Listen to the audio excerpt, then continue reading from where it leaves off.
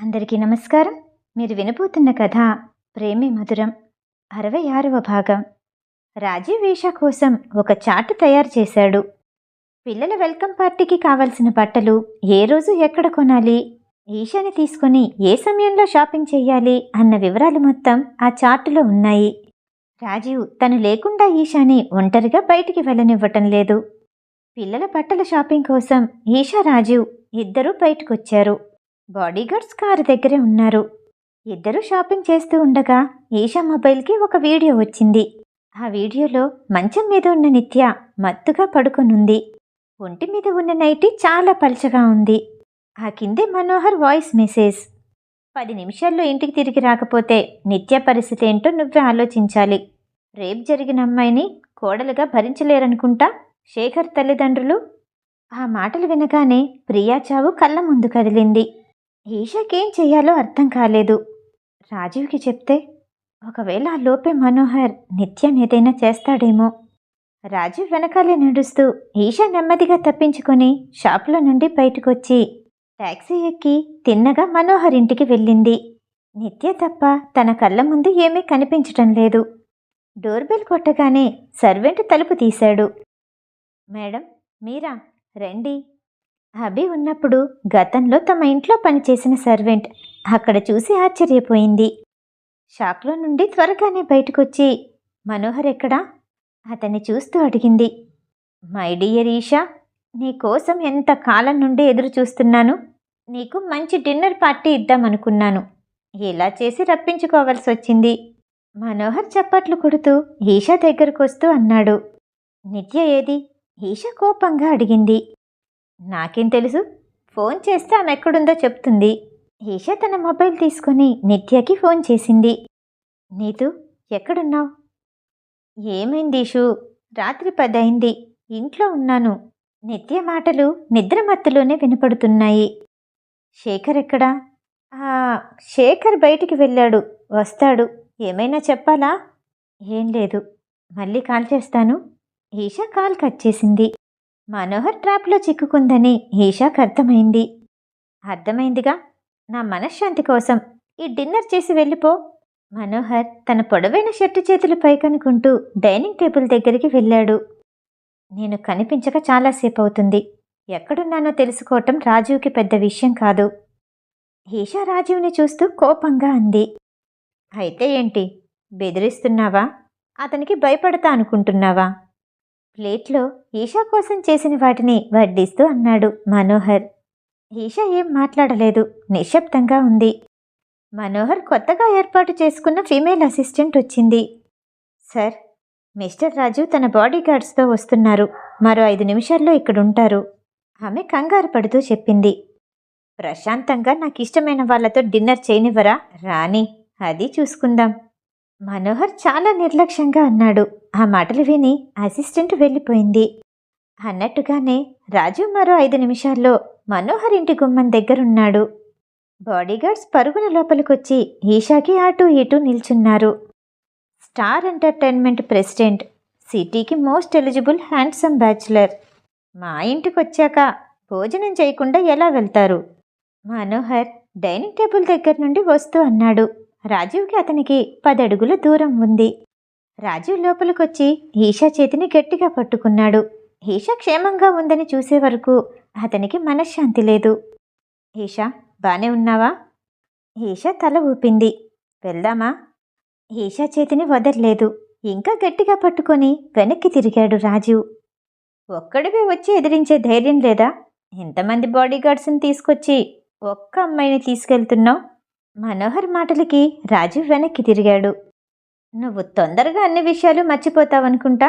పబ్లిక్లోనే నిన్ను కొట్టాను. రాజీవ్ గుర్తు చేశాడు. ఇప్పుడు నీ సత్తా ఏంటో నిరూపించి ఈషాని తీసుకెళ్ళు. చేతగాని వాడిలా వీళ్ళందరినీ తీసుకెళ్లడం కాదు. మనోహర్ రాజీవ్ని రెచ్చగొట్టాడు. రాజీవ్ పూర్తిగా మనోహర్ వైపు తిరిగి ఈషాని వదిలి ఒక అడుగు ముందుకు వేశాడు. ఈషా వెంటనే రాజీవ్ చేతిని పట్టుకుంది. రాజీవ్, ఇదంతా అతని ట్రాప్. మనం వెళ్ళిపోదాం. భయపడకు, నేనున్నా లేకపోయినా భవిష్యత్తులో వాడు నీ దగ్గరికి రాకూడదు అంటూ మనోహర్ మీదకి రాజీవ్ దూసుకెళ్ళాడు. మొదటి దెబ్బకే మనోహర్ దూరంగా వెళ్ళి పడ్డాడు. పడినంత వేగంగానే మనోహర్ మళ్ళీ తిరిగొచ్చాడు. ఇద్దరి మధ్య చాలాసేపే పోరు జరిగింది. మనోహర్ కనిపించిన దానికంటే చాలా బలంగా కొడుతున్నాడు. రాజీవ్కి తెలియని కొన్ని టెక్నిక్స్ కూడా వాడుతున్నాడు. రాజీవ్ అతన్ని అడ్డుకుంటూనే తిరిగి కొట్టడానికి ప్రయత్నిస్తున్నాడు. రాజీవ్ మనోహర్ అడుగుని అంచనా వేయకముందే వేగంగా మనోహర్ రాజీవ్ పొట్టలో బలంగా గుద్దాడు. రాజీవ్ ఆ నొప్పిని పంటి బిగువునే బిగపట్టాడు.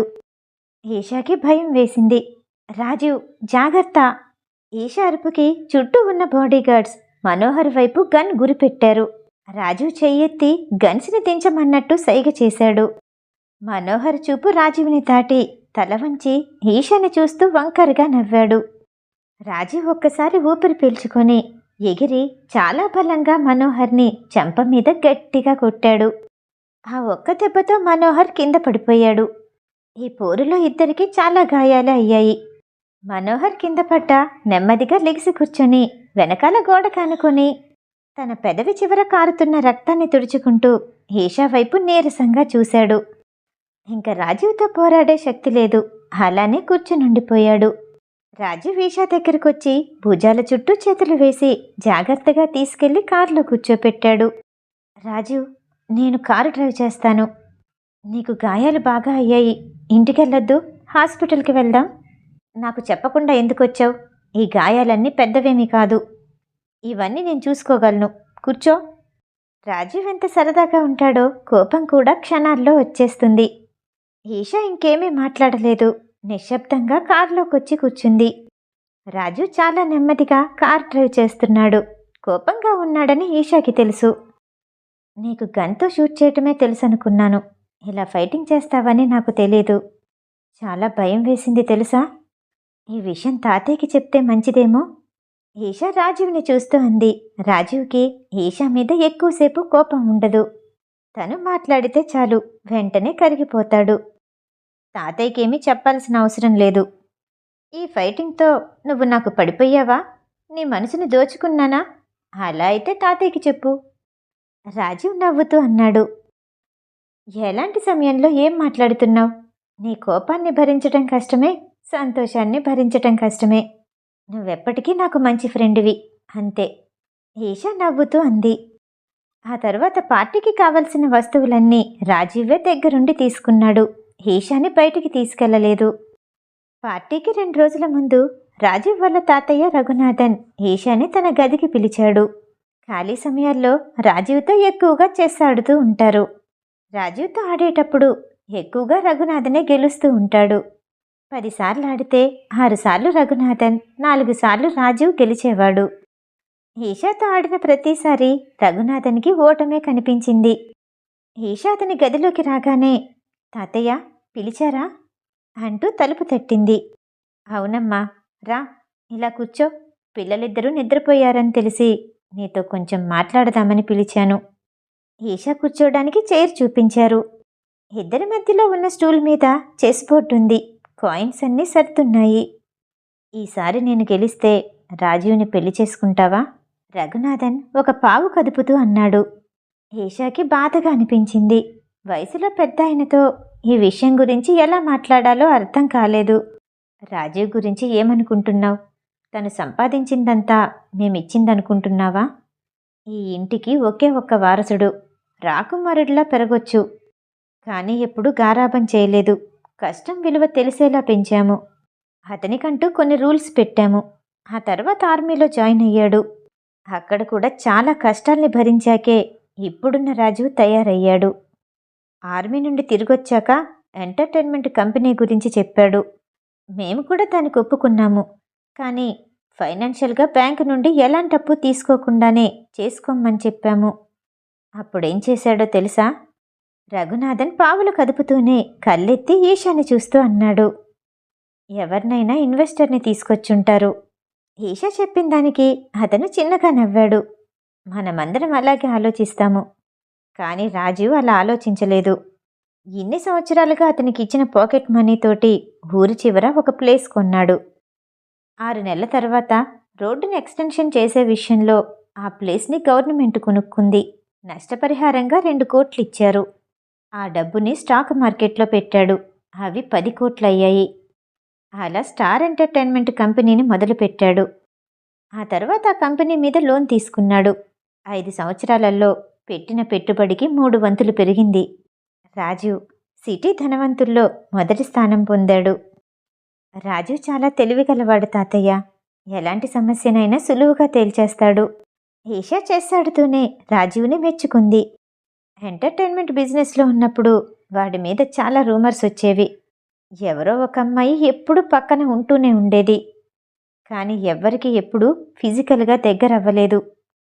ఎప్పుడైతే నిన్ను చూశాడో అప్పటినుండి వాడి జీవితం మొత్తం మారిపోయింది. ఇప్పుడు వాడు నువ్వే లోకంగా ఉంటున్నాడు. నీ సమాధానమేంటో చెప్పగలవా? రఘునాథన్ తనువంతు పావుని కదిపి ఈష కళ్ళల్లోకి లోతుగా చూస్తూ అడిగాడు. ఈష చివరి పావుని కదుపుతూ చెప్పింది. రాజు స్నేహాన్ని నేనెప్పుడు వదులుకోను.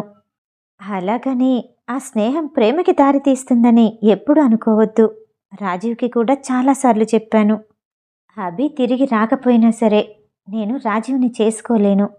ఈ జీవితం, ఈ మనసు, తనువు అభికి అంకితం. ఈష తలదించుకొని అభినే తలుచుకుంటూ అంది. తనకి తెలియకుండానే కన్నీళ్ళొచ్చాయి. నీ నిర్ణయాన్ని నేను గౌరవిస్తాను. నీ మనసులో ఏముందో తెలుసుకోవటానికే ఇదంతా అడిగాను. నీకు పెళ్ళయిందని తెలుసు. అయినా కూడా రాజీవ్ నీ గురించి ఆలోచిస్తున్నాడు. చాలామంది ఆడపిల్లలు రాజీవ్ని ఆకర్షించడానికి ప్రయత్నించేవాళ్ళు. నువ్వలా కాదు. నువ్వుగానే ఉంటావు. నిన్నిష్టపడటానికి కారణం అదే అనుకుంటా. నీకులాంటి అమ్మాయి వాడికి దొరకాలని నేను కోరుకుంటున్నాను. రఘునాథన్ అనగానే ఈష లెగిసి నిల్చొని అతని కాళ్ళకి నమస్కారం చేసి బయటకు వచ్చేసింది. రాజీవ్ గురించి ఈషాకి బాధగానే ఉంది. అతన్నెలా మార్చాలో తెలీదు. ఆలోచిస్తూనే తన గదికొచ్చింది.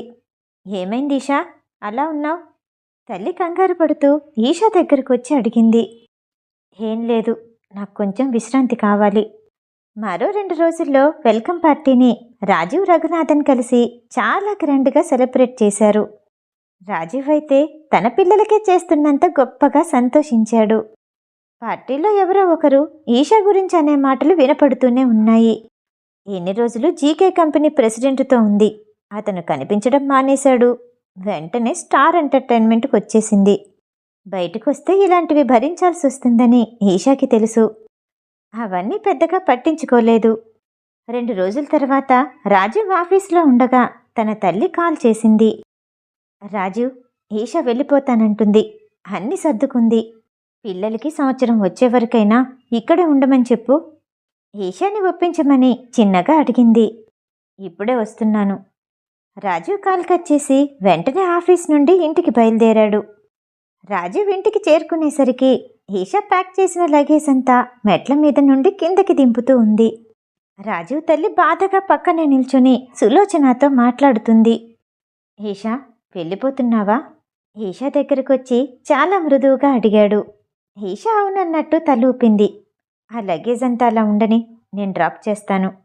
రాజీవ్ మాటలకి అతని తల్లి ఆశ్చర్యపోయింది. రాజు, ఏం మాట్లాడుతున్నావు? ఆమె మాట పూర్తి కాకముందే, అమ్మా, ఈషా నాకు ముందే చెప్పింది. తనకి వేరే జీవితం, వేరే కుటుంబం ఉంది. తనిలాగే ఉండిపోవటం ఈషాకిష్టం లేదు. వెళ్ళనివ్వు అంటూ బాధగా నవ్వాడు. అయితే నేను తాతయ్యకేం చెప్పను? నేను తాతయ్యతో మాట్లాడతాను. నువ్వేం కంగారు పడకు. రాజీవ్ తన తల్లితో చెప్పి ఈషా వైపు తిరిగాడు. ఈషా, నాతో పాటు కొంతమంది సర్వెంట్స్ని తీసుకొస్తాను. ఆ లగేజ్ అంతా అక్కడ సర్దుతారు. పనంతా పూర్తయ్యాక వాళ్ళని పంపించొచ్చు. ఇంట్లో ఉన్న సర్వెంట్స్తో సహా ఈషాని బాధగానే సాగనంపారు. ఈషాని సులోచనాని తీసుకొని రాజీవ్ వారింటికి చేరుకున్నాడు. సులోచనాని న్యూజిలాండ్ పంపించాక ఈషా చాలా రోజులు అదే ఇంట్లో ఉంది. తరువాత జరిగిన పరిస్థితుల వల్ల ఆ ఇంటిని చూడలేదు. దాదాపు సంవత్సరం తర్వాత తిరిగి ఇంటికి చేరుకుంది. ఈషా, ఏం చేద్దామనుకుంటున్నావు? రాజు ఈషాని ఇంట్లో దించి బయలుదేరుతూ అడిగాడు. అది మామయ్య చాలా కష్టపడి జీకే కంపెనీని నిర్మించారు. దానికోసం అభి కూడా కష్టపడ్డాడు. అది అలా వదిలేయాలని అనుకోవట్లేదు. కంపెనీకి వెళ్తాను. సాధ్యమైనంత వరకు నేను చేయగలిగింది చేస్తాను. సరే, ఏం చేసినా నాకు చెప్పి చెయ్యి. సమస్య ఏదైనా ఉంటే నేనున్నానని మర్చిపోకు. నీకు సెక్రటరీని, బాడీగార్డ్స్ని నేనే చూస్తాను. ఈ ఒక్క మాట కాదనకు, నాకు ధైర్యంగా ఉంటుంది. రాజీవ్ అడిగిన పద్ధతికి ఈషా కాదనలేకపోయింది. సరే, వెళ్ళొస్తాను. పిల్లల జాగ్రత్త, నువ్వు కూడా. రాజీవ్ ఈషా తల మీద చెయ్యేసి ఎన్నో జాగ్రత్తలు చెప్పి అక్కడి నుండి బయలుదేరాడు. రాజీవ్ మనసు ముక్కలైపోయి ఉంటుందని తన తల్లి గుర్తించింది. తన బాధ నుంచి ఎప్పుడు బయటపడతాడో, ఈ సమస్యకి పరిష్కారం ఏంటి? ఆమె రాజీవ్ గురించి ప్రతిరోజు ఆలోచిస్తూనే ఉంది. కాలం ఆగలేదు. 5 సంవత్సరాలు కనురెప్ప వేసినట్టు గడిచిపోయాయి. ఉత్తరాకి, రోహిణికి 5 ఏళ్లు నిండాయి. ఈషా ఇంటికొచ్చిన కొత్తలో రాజీవ్ ఈషా తక్కువగానే మాట్లాడుకునేవాళ్ళు. ఆ తర్వాత రాజు సలహాలు తీసుకుంటూ బిజినెస్ నడపడం వల్ల ఇద్దరి మధ్య స్నేహం మరింత బలపడింది. రాజు ప్రతిరోజు ఈషా ఇంటికి వస్తూనే ఉంటాడు. పిల్లలిద్దరితో ఆడుకుంటాడు. ఎంతో రాత్రివేళ పడుకోవడానికి మాత్రమే తన ఇంటికి వెళ్తున్నాడు. పగలంతా ఆఫీస్. ఈషా, రోహిణి, ఉత్తర వీళ్ళ ముగ్గురితోనే 5 సంవత్సరాలు గడిచిపోయాయి. రాజీవ్ ఇంటి నుండి ఈషా బయటకొచ్చేసరికి మనోహర్కి స్వేచ్ఛ దొరికినట్టు అనిపించింది. ఈషానే కాదు, ఈషా పిల్లల్ని కూడా కిడ్నాప్ చేయటానికి మనోహర్ 4 సార్లు ప్రయత్నించాడు. కానీ రాజీవ్ ఆ ముగ్గురు చుట్టూ పెద్ద గోడలా ఉండి ప్రతిసారి రక్షిస్తూనే ఉన్నాడు. ఆ ముగ్గురు చుట్టూ రాజీవ్ కళ్ళే కాదు, ఆలోచనలు కూడా ఎప్పుడూ తిరుగుతూనే ఉంటాయి. రాజీవ్ని దాటి మనోహర్ ఈషా దగ్గరికి ఒక్క అడుగు కూడా వేయలేకపోయాడు. కానీ రాజీవ్కి ఏదో ఒక మూల అనుమానంగానే ఉంది. రాజీవ్ మళ్ళీ ఈషా దగ్గరికి రాకుండా చెయ్యాలనుకున్నాడు. ఈషాని 4వసారి కిడ్నాప్ చేయడానికి ప్రయత్నించిన 2వ రోజు మనోహర్ 4 కత్తిఘాట్లతో హాస్పిటల్లో అడ్మిట్ అయ్యాడు. అదంతా చేయించింది రాజీవ్ అని ఈషాకి తెలుసు, మనోహర్కి తెలుసు. కానీ రాజీవ్ని మనోహర్ ఏమీ చెయ్యలేకపోయాడు. రాజీవ్ పిల్లలతో మాట్లాడడం కోసం ప్రతిరోజు సాయంత్రం వచ్చేవాడు.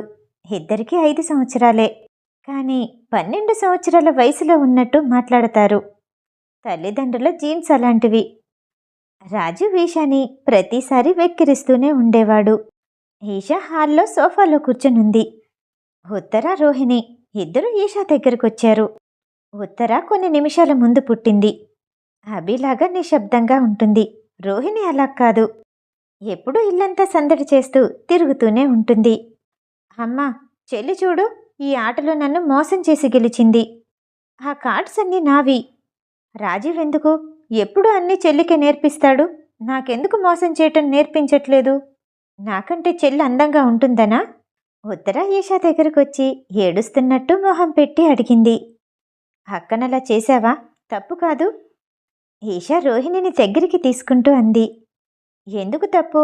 రాజీవ్ నాకు నేర్పించాడు. అమ్మా, నువ్వు చెప్పు. నువ్వంతగా చూడటానికి బాగోవు కదా. రాజీవ్కి నువ్వంటే ఎందుకు ఇష్టం? నేను పెద్దయ్యాక రాజీవ్నే పెళ్లి చేసుకుంటాను. నాన్నంటే నీకు ఇష్టమని నువ్వు రాజీవ్ని పెళ్లి చేసుకోలేదని చెప్పాడు. నేను చేసుకుంటాను. రోహిణి మాట్లాడుతుంటే ఈషా కళ్ళు పెద్దవి చేసి ఆశ్చర్యపోతూ చూసింది. నీ వయసుకి తగ్గ మాటలా ఇవి? ఎక్కడ నేర్చుకుంటున్నావు? అసలు ఇదంతా చెప్పినందుకు రాజీవ్ని అనాలి. అయినా మీ ఇద్దరేంటి? రాజీవ్ని అంకులని పిలవమన్నానా? రాజీవ్ అని పేరు పెట్టి పిలుస్తున్నారు. ఈషా ఇద్దరిని చూస్తూ చిన్నగా కసురుకుంది. అంత హ్యాండ్సమ్గా ఉన్నవాళ్ళు అంకుల్ అవుతారా? రాజీవ్వే అవుతాడు. రోహిణి నవ్వేస్తూ అంది. ఈషా ఆ మాటలకి షాక్ నుండి తేరుకోలేకపోయింది. మిగతా కథ తరువాయి భాగంలో. ఈ కథ వింటాం. మీకు నచ్చినట్టయితే లైక్ చేసి సబ్స్క్రైబ్ చేయండి. మళ్ళీ రేపు కలుద్దాం. నమస్తే.